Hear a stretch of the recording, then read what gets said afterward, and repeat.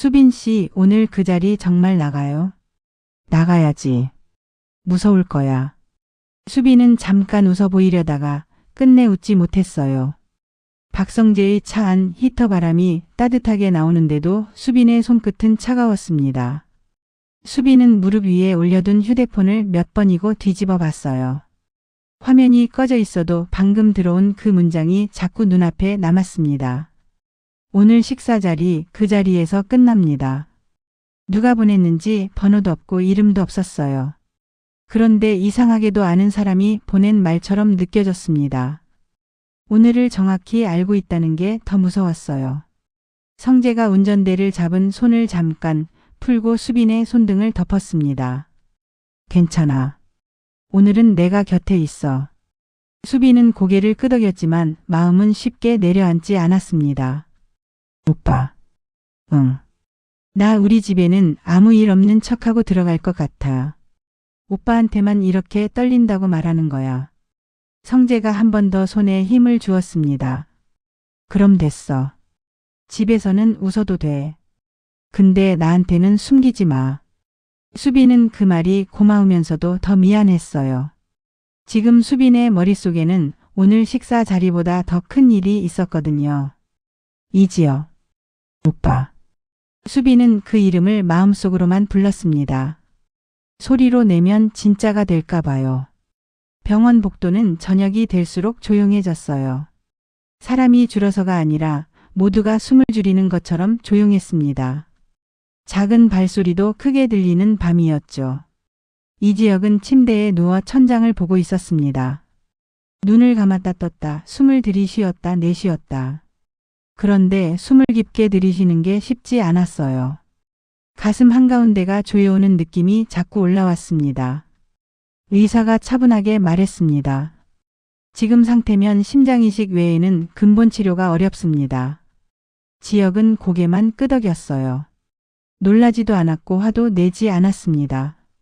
늘 그랬듯이 감정이 세면 일이 무너진다고 믿는 얼굴이었죠. 그런데 의사가 말을 끝내기도 전에 지혁의 머릿속에는 다른 생각이 먼저 스쳤습니다. 누구한테 숨겨야 하지. 살아야 한다는 말보다 숨겨야 한다는 생각이 먼저 떠오른 게 지혁을 더 아프게 했을 거예요. 죽음이 무서운 게 아니라 죽음이 남길 장면이 무서운 사람이니까요. 내가 아프면 누군가는 무너질 거다. 지혁은 그걸 견딜 자신이 없었습니다. 그때 병실 문이 열렸습니다. 김다정이 들어왔어요. 낮에는 애써 밝은 척하던 얼굴이었는데 밤이 되니 그게 더 이상 안 되는 얼굴이었습니다. 다정은 침대 옆에 서서 한참을 지혁을 바라보다가 겨우 목소리를 냈어요. 지혁아. 지혁이 천천히 시선을 돌렸습니다. 왜 나만 몰랐어? 그 말이 딱 한 문장인데 다정이 얼마나 참고 참았는지 그대로 보였어요. 지혁은 입술을 달싹이다가 아무 말도 못했습니다. 다정이 지혁의 손을 잡았어요. 차갑고 마른 손. 그 손이 너무 낯설었습니다. 엄마는 내가 아픈데도 밖에 서 있었잖아. 지혁이 아주 작게 숨을 내쉬었습니다. 엄마가 무너질까봐. 그 한마디에 다정의 눈이 붉어졌어요. 나만 몰랐어라는 서운함이 그 순간 너는 얼마나 오래 혼자였니로 바뀌었습니다. 다정은 울음을 삼키며 말했다고요. 무너질 수도 있지. 엄마는 무너져도 다시 일어나. 그리고 손에 힘을 줬습니다. 그러니까 이제 같이 하자. 그때 조용히 문이 열리고 지은호가 들어왔습니다. 은호는 손에 따뜻한 물병을 들고 있었어요. 지혁이 숨이 찰 때마다 손끝이 차가워질 때마다 은호는 늘 이런 사소한 걸 먼저 챙겼습니다. 큰 위로보다 바로 옆에서 잡아주는 방법. 은호가 다정에게 고개 숙였습니다. 어머님. 다정은 은호의 손을 덥석 잡았어요. 은호 씨. 고마워요. 은호가 놀라 고개를 흔들었습니다. 제가 더 잘했어야 했는데요. 다정이 고개를 저었습니다. 숨긴 건 지혁이지 은호 씨가 아니잖아. 은호의 눈가가 젖었습니다. 은호는 지혁의 침대 옆에 앉아 손을 잡았어요. 선배님. 지혁이 은호를 바라봤습니다. 은호가 조용히 말했어요. 무서울 거예요. 근데 같이 무서울게요. 지혁의 눈이 잠깐 흔들렸습니다. 그리고 아주 어렵게 지혁이 입을 열었어요. 미안해. 은호가 단호하게 고개를 흔들었습니다. 그 말부터 하지 말아요. 지혁이 숨을 고르며 덧붙였습니다. 나 때문에 너까지 아파하는 거 보기 싫었어. 은호의 눈물이 툭 떨어졌어요. 은호는 울면서도 지혁을 똑바로 봤습니다. 선배는 왜 선배 마음만 생각해요? 혼자 다 정리하고 혼자 떠날 생각이었어요. 은호가 지혁의 손을 더 꼭 잡았어요. 나는요. 선배가 살아있는 동안 추억이라도 있어야 사라져요. 그러니까 제발 밀어내지 말아요. 지혁의 가슴이 무너지는 소리가 말 대신 숨으로 나왔습니다. 지혁은 고개를 숙였다가 은호를 끌어안았습니다. 그리고 아주 작은 목소리로 말했어요. 도망 안 갈게. 그 말에 다정은 결국 울음을 터뜨렸고 병실은 잠깐 조용해졌다가 다시 숨이 흔들렸습니다. 누군가는 눈물을 닦고 누군가는 눈물을 삼키고 누군가는 손을 더 꽉 잡았습니다. 그 밤 지혁은 결심했을 거예요. 숨기는 게 지키는 게 아니라는 걸. 이제는 같이 견뎌야 한다는 걸요. 그리고 같은 시각 박진석의 집에는 식탁이 차려지고 있었습니다. 숟가락이 놓이고 조명이 켜지고 아무 일 없는 척하는 공기가 만들어졌어요. 그 아무 일 없는 척이야말로 일이 터지기 직전의 냄새일 때가 많았습니다. 현관벨이 울렸습니다. 박진석이 문 앞에 섰고 잠깐 숨을 고른 뒤 문을 열었습니다. 문 밖에는 이상철과 김다정 그리고 박성재와 수빈이 서 있었습니다. 박진석의 입술이 아주 잠깐 굳었다가 이내 풀렸어요. 오늘 이 자리에서 무엇이 끝나고 무엇이 시작될지 박진석도 알고 있었습니다. 식탁 앞에 앉는 시간은 짧았는데 앉아있는 느낌은 길었습니다. 누구도 먼저 젓가락을 들지 않았어요. 젓가락보다 먼저 꺼내야 할 말들이 많았거든요. 박진석은 물컵을 한번 만지작거리다가 천천히 입을 열었습니다. 오늘은 제 이야기를 먼저 하겠습니다. 수빈은 손끝에 힘이 들어갔어요. 성재가 수빈 무릎 위 손을 살짝 눌러줬습니다. 괜찮아라는 신호처럼요. 박진석이 수빈을 바라봤습니다. 수빈 씨를 처음 봤을 때 솔직히 말해 마음에 들지 않았습니다. 그 말이 날카롭게 들릴 수도 있었는데 박진석의 목소리는 의외로 낮고 차분했습니다. 제가 사람을 보는 기준이 너무 좁았습니다. 박진석은 잠깐 멈췄다가 이상철과 김다정을 향해 고개를 숙였어요. 그 기준 때문에 제 아들이 얼마나 힘들었는지도 그때는 제대로 보지 못했습니다. 이상철은 쉽게 고개를 끄덕이지 않았습니다. 이상철은 말보다 이 사람 눈이 어디를 보고 있는지를 보는 사람이었거든요. 박진석은 피하지 않았습니다. 마주 봤어요. 성재와 수빈 두 사람 관계 제가 막지 않겠습니다. 그리고 수빈을 보며 덧붙였습니다. 수빈 씨, 성재 곁에 있어줘서 고맙습니다. 수빈은 잠깐 멍해졌습니다. 고맙다는 말은 어떤 사람은 평생 한 번도 쉽게 못하는 말이니까요. 수빈은 조심스럽게 대답했어요. 저도 노력할게요. 성재 오빠 많이 좋아해요. 그 말에 성재의 눈빛이 흔들렸고 박진석의 얼굴도 아주 조금 누그러졌습니다. 박진석이 다시 말을 이었습니다. 그리고 하나 더.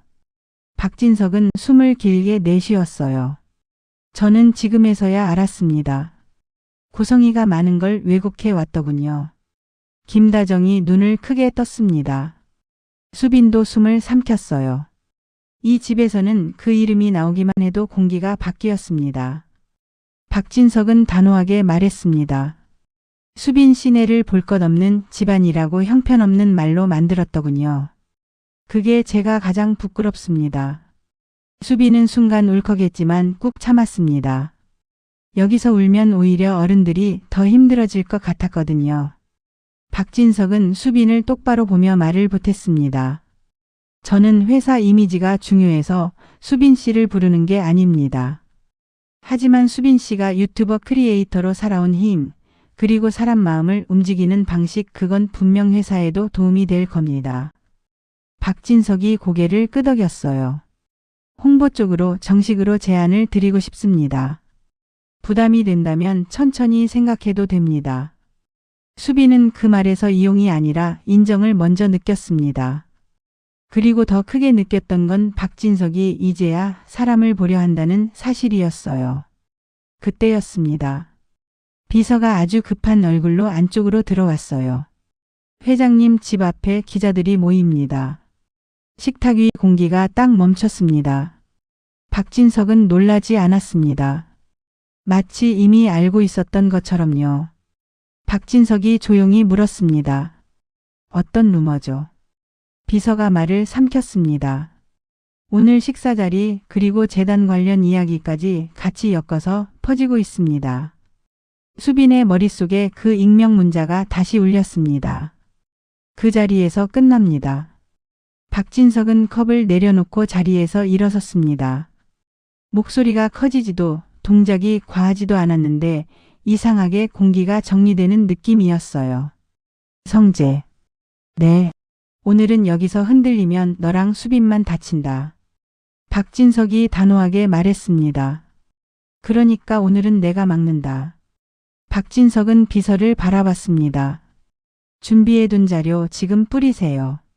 한 군데 말고 여러 군데. 비서가 놀라 되물었습니다. 지금요? 박진석은 짧게 고개를 끄덕였습니다. 지금입니다. 그때 현관 쪽에서 소리가 났습니다. 경호가 누군가를 안내해 들어오고 있었어요. 한재국이었습니다. 한재국은 웃으려 했지만 눈빛이 먼저 흔들렸습니다.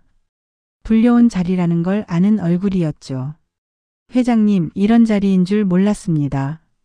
한재국이 말을 꺼내자마자 박진석이 먼저 끊었습니다. 알았으면 안 왔겠지. 박진석은 식탁 위에 두꺼운 파일을 올렸습니다. 재단 돈이 어디로 갔는지, 그리고 그 돈이 어떤 페이퍼 컴퍼니를 거쳐 흘렀는지 다 정리돼 있습니다. 한재국이 침을 삼켰습니다. 회장님, 오해가. 박진석이 고개를 저었습니다. 오해 아닙니다. 박진석은 소리치지 않았어요. 그런데 그 조용한 단호함이 더 무서웠습니다. 박진석은 한 문장으로 한재국을 벽에 세웠습니다. 오늘 식사 자리 당신은 어떻게 알았습니까? 한재국의 입술이 굳었습니다. 수빈도 숨을 멈췄어요. 이건 소문이 아니라 누군가 세고 있다는 증거였으니까요. 박진석이 비서를 바라봤습니다. 비서가 차분히 말했습니다. 한재국 이사님, 재단 계좌 동결 들어갔습니다. 페이퍼 컴퍼니도요. 한재국의 어깨가 아주 조금 내려앉았습니다. 거짓이 드러나는 순간이었습니다. 박진석이 마지막으로 말했습니다. 내일 아침부터 조사에 협조하세요. 도망칠 생각은 하지 마십시오. 한재국이 떨리는 목소리로 물었습니다. 회장님, 고성희는요? 박진석은 눈을 내리깔았다가 짧게 답했습니다. 동정은 합니다. 잠깐의 침묵. 박진석이 이어 말했어요. 하지만 풀어주진 않습니다. 불쌍해서 문을 열어주면 또 다른 사람이 다칩니다. 그 말이 끝나자마자 박진석의 휴대폰이 울렸습니다. 병원이었습니다. 박진석이 전화를 받는 순간 얼굴이 아주 미세하게 굳었습니다. 그리고 한 단어만 꺼냈어요. 지역이요? 병원 복도는 다시 그 조용함으로 돌아가 있었습니다. 조용한데도 마음은 더 시끄러웠어요. 박진석과 성재가 도착했을 때 김다정은 복도 끝에서 멈춰 서 있었습니다. 다정의 손은 서로를 꽉 쥔 채였고 눈은 어딘가를 계속 찾고 있었어요. 의사 얼굴, 수술실 문, 간호사 표정, 뭐든 놓치면 안 될 것처럼요. 박진석이 다가가 조용히 물었습니다. 어떻습니까? 다정이 입술을 떨다가 겨우 말했습니다. 수치가 흔들려요. 괜찮아지는가 싶으면 또. 다정은 끝까지 말을 잇지 못했어요. 그 말을 완성하는 순간 진짜로 나빠질 것 같았거든요. 그때 이상철이 병실에서 나왔습니다. 이상철의 얼굴은 단단했지만 눈밑이 깊게 꺼져 있었습니다. 이상철이 박진석을 보자 고개를 아주 조금 끄덕였어요. 많은 말이 필요 없었습니다. 의사가 밖으로 나와 짧게 정리했습니다. 불안정합니다. 오늘 밤이 고비가 될 가능성이 있습니다. 다만 변동이 생겼습니다. 변동이요? 기증자 쪽에서 연락이 들어올 수 있습니다. 검사만 통과하면 바로 수술 준비로 들어갑니다. 연락이라는 말 하나에 복도 공기가 멈췄습니다. 희망은 늘 사람을 더 떨게 만듭니다. 기대했다가 무너질까 봐요. 병실 안에서 지은호는 지역의 손을 잡고 있었습니다. 은호는 울고 있지 않았어요. 울면 무너질 것 같아서 눈만 크게 뜨고 지역을 보고 있었습니다. 지역이 힘겹게 숨을 고르며 은호에게 말했습니다. 은호야. 은호가 바로 고개를 들었습니다. 응. 나 여기 있어요. 지역이 아주 작게 웃으려 했지만 그 웃음은 금방 사라졌어요. 나 약속 못 지킬까 봐 무서웠어. 은호의 눈이 금방 젖었습니다. 나도 무서울 거예요. 은호가 손에 힘을 줬어요. 근데 같이 무서우면 덜 무서워요. 선배 혼자 하지 말아요. 지역은 잠깐 눈을 감았습니다. 그리고 아주 작게 끄덕였습니다. 응. 그 한 번의 끄덕임이 지역에게는 큰 결심이었을 겁니다. 혼자 견디는 방식에서 같이 견디는 방식으로 옮겨가는 거니까요. 그 밤 박진석은 잠깐 병원 밖으로 나왔습니다. 전화 한 통을 더 해야 했고 확인해야 할 것이 있었거든요. 하지만 사실 박진석도 어딘가에 기대지 않으면 안 되는 밤이었습니다. 박진석의 휴대폰에 새로운 문자가 떠 있었습니다. 번호는 또 없었어요. 수술실 앞에서 기다리는 사람, 그 사람이 진짜입니다. 박진석은 문장을 한 번 더 읽었습니다. 무슨 뜻인지 모를 만큼 추상적인데 이상하게 등줄기가 서늘해졌어요. 진짜라는 단어가 오늘 밤 너무 무거웠습니다. 박진석은 주머니에 휴대폰을 넣고 잠깐 눈을 감았다 떴습니다. 그리고 마음속으로 결정을 내렸어요. 오늘 밤 내 사람부터 지킨다. 그 시각 정신병원 병동. 고성이는 침대 끝에 앉아 있었습니다. 커튼 끝을 만지작거리며요. 손이 가만히 있지 못했습니다. 눈을 감으면 댓글과 기사 제목이 떠올랐고 눈을 뜨면 텅 빈 방이 더 무서웠습니다. 문이 열렸고 간호사가 말했어요. 면회 오셨어요. 고성이가 고개를 들었습니다. 누구야? 간호사가 조심스럽게 말했습니다. 박진석 회장님이요. 박진석이 들어왔을 때 고성이는 먼저 웃었습니다. 비웃음 같았고 울음 같기도 했어요. 박진석은 고성이를 한번 바라보고 낮게 말했습니다. 당신. 고성이가 고개를 들었습니다. 이제 와서 당신이야? 박진석이 흔들리지 않고 물었습니다. 누가 당신을 움직였어? 고성이가 헛웃음을 흘렸습니다. 나 혼자 했다고 하면 믿을 거야? 박진석은 조용히 답했어요. 당신 혼자서 이렇게까지 판이 커지진 않았지. 고성이의 눈이 흔들렸습니다. 한재국의 얼굴이 떠올랐고 정리하러 왔다는 그 목소리가 떠올랐어요. 하지만 고성이는 쉽게 말하지 못했습니다. 지금 여기서 누구 이름을 꺼내는 순간 정말로 돌아올 수 없는 강을 건너는 느낌이 들었거든요. 고성이가 떨리는 목소리로 말했다고요.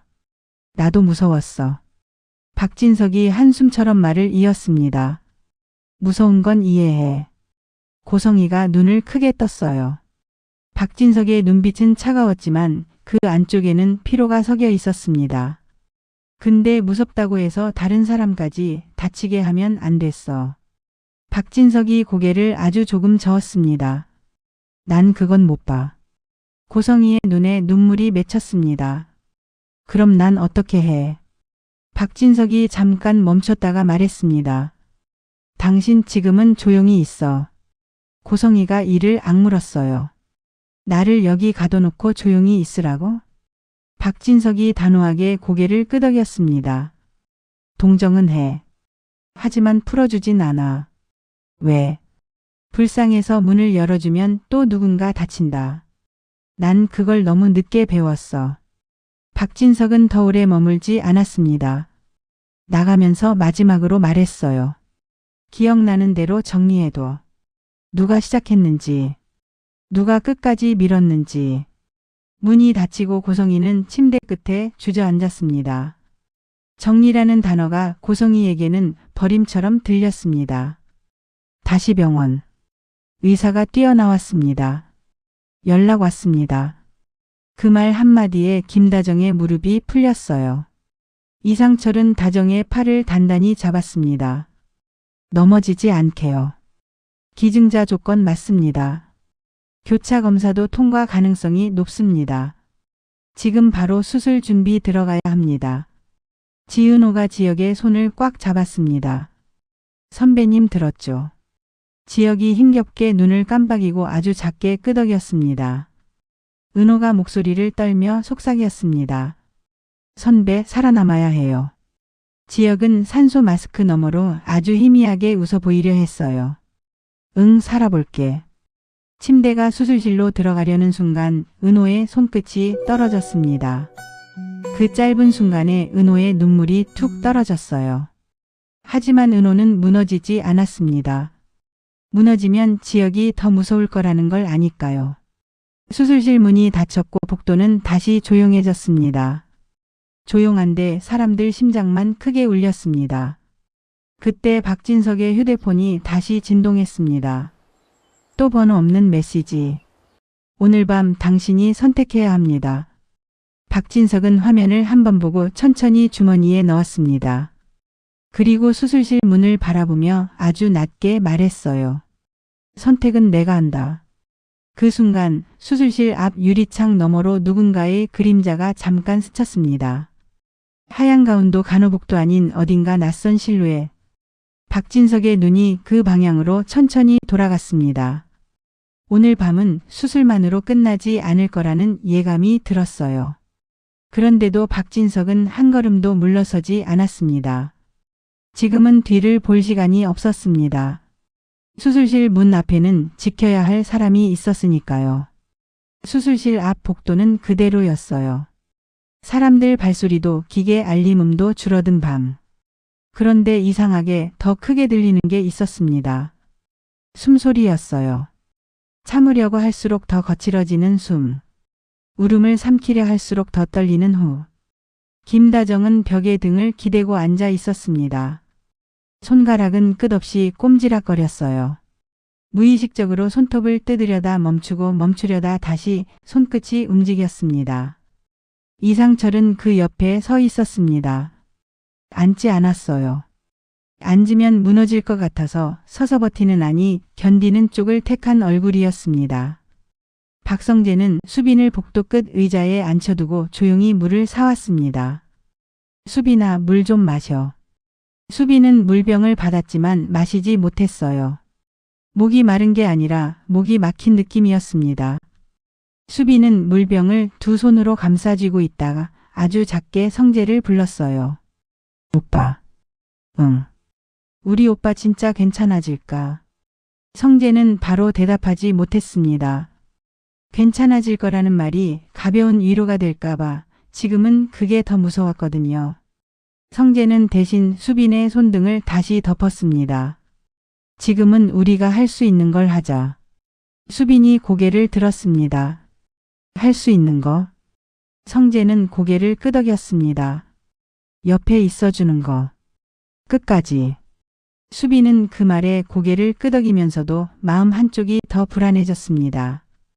끝까지라는 말은 사람을 무너뜨리기도 하니까요. 박진석은 수술실에서 조금 떨어진 창가에 서 있었습니다. 병원 밖으로 보이는 도로, 멀리 가로등 불빛, 가끔 지나가는 차 한 대. 그 평범한 풍경이 오늘은 낯설게 느껴졌어요. 오늘 밤 이 건물 안에서는 누군가의 생명이 달라지고 있는데 바깥은 아무 일도 없다는 듯 흘러가고 있었으니까요. 그때 박진석의 휴대폰이 다시 울렸습니다. 이번엔 문자가 아니라 비서의 짧은 보고였습니다. 기자 쪽 움직임 커짐. 내부에서 누가 흘림. 박진석의 눈이 가늘어졌습니다. 내부. 그 단어가 박진석의 머릿속에서 천천히 아주 정확하게 퍼졌어요. 한제국을 정리했다고 끝나는 일이 아니었습니다.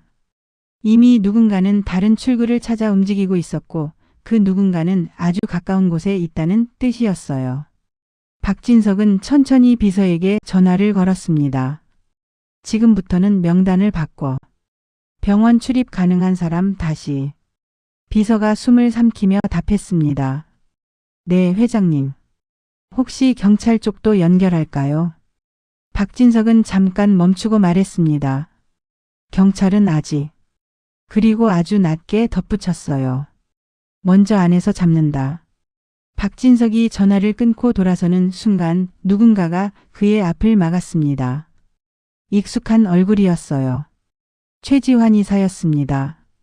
최지환 이사는 평소처럼 웃지 않았습니다. 회장님, 잠깐만요. 박진석이 눈을 들어 그를 봤습니다. 여긴 웬일이요? 최지환 이사는 목소리를 낮췄습니다. 밖에서 기자들 움직이는 거 저도 들었습니다. 박진석이 차갑게 물었어요. 그걸 왜 지금 말아요? 최지환 이사의 눈이 흔들렸습니다. 회장님, 솔직히 말하면 오늘 식사 자리 관련 내용 제가 완전히 막지 못했습니다. 박진석의 표정이 굳었습니다. 뭐? 최지환 이사는 숨을 고르고 이어 말했어요. 누군가가 수술이랑 엮어서 회장님 이미지까지 끌어내리려고 합니다. 아주 더러운 방식으로요. 박진석의 눈이 더 차갑게 식었습니다. 그 누군가가 누구인지 말해. 최지환 이사는 잠깐 망설였습니다. 망설이는 그 1초가 박진석에게는 이미 답처럼 느껴졌어요. 회장님, 확실하게 잡힌 건 아닙니다. 다만 최지환 이사가 고개를 숙였습니다. 재단 쪽 자녀 라인 중에 아직 손이 안 닿은 사람이 있습니다. 박진석은 더 묻지 않았습니다. 묻는 순간 상대가 그 틈을 타 도망칠 것 같았거든요. 박진석은 단호하게 말했어요. 그 사람 오늘 안에 불러. 최지환 이사가 놀라 되물었습니다. 지금요? 여기 병원인데. 박진석은 한치도 흔들리지 않았습니다. 지금이니까. 그리고 덧붙였습니다.